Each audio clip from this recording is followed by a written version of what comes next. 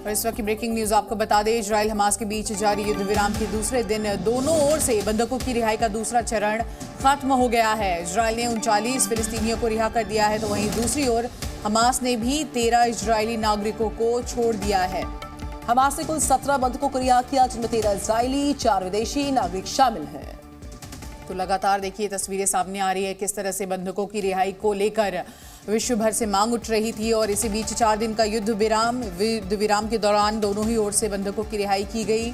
और ऐसे में आप देख सकते हैं कि इजराइल ने जहां 39 फिलिस्तीनियों को रिहा किया है, साथ ही साथ रिहाई के बाद तमाम बंधकों की तस्वीरें भी अलग अलग जगह से जारी की जा रही है और मेडिकल सेंटर भी भेजा गया है।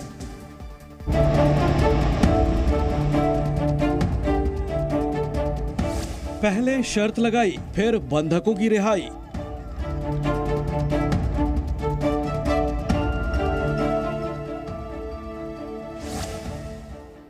बंधकों की रिहाई जारी, हमास के नए प्लान की बारी।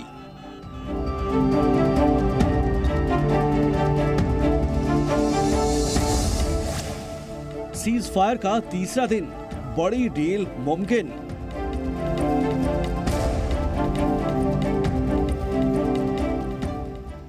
अब तक तो सब कुछ ठीक चल रहा है। अब तक हमास भी अपनी शर्तों के मुताबिक बंधकों की रिहाई कर रहा है, तो वहीं इजराइल भी कैदियों की रिहाई का सिलसिला जारी रखे हुए है। इसी कड़ी में हमास ने आज फिर 13 इजरायली और 4 विदेशी बंधकों की रिहाई की है। मिस्र और कतर की मध्यस्थता के बाद हमास और इजराइल के बीच डील हुई है, जिसके तहत हमास एक बंधक को छोड़ेगा तो इजराइल फिलिस्तीन के 3 कैदियों को रिहा करेगा। तो अब इजराइल ने सीज फायर के तीसरे दिन यानी आज फिर से 39 फिलिस्तीनी कैदियों की रिहाई की है। इधर हमास ने एक बार फिर से अपनी शर्तों को दोहराया है।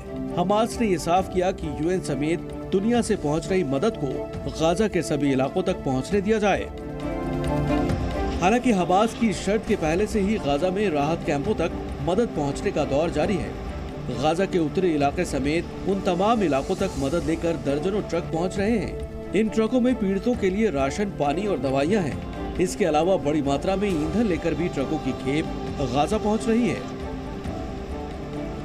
हालांकि हमास ने इजराइल पर युद्ध विराम की शर्तों के उल्लंघन का आरोप लगाया। हमास ने कहा कि इजराइल ने उत्तरी गाजा पहुंचने वाले ट्रकों पर रोक लगा दी है, जिसकी वजह से पीड़ितों तक मदद नहीं पहुंच पा रही। इधर इजराइल की राजधानी तेल अवीव में बंधकों की रिहाई के लिए प्रदर्शनों का दौर तेज हो गया है।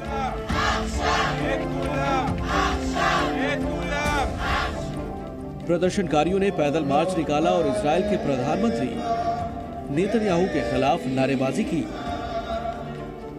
लोगों का कहना है कि सरकार बंधकों को वापस घर लाने के लिए उनकी दलीलों को नजरअंदाज कर रही है। और अब तक हुई जंग में इजराइल को क्या हासिल हुआ?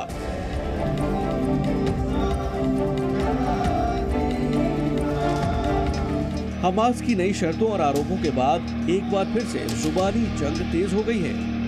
हालांकि कतर और मिस्र जैसे देशों की मध्यस्थता के बाद ये भी माना जा रहा है कि सीज फायर आगे भी बढ़ सकता है। वहीं अब से अगले 24 घंटे के बाद तक करीब 50 बंधकों और 150 फिलिस्तीनी कैदियों को रिहा किया जाना है। लिहाजा इजराइल फिलहाल अपना रुख नरम बनाए हुए है। तो वहीं हमास की नई शर्तों पर अब इजराइल की क्या प्रतिक्रिया होगी, ये देखना भी दिलचस्प होगा। ब्यूरो रिपोर्ट, जी मीडिया।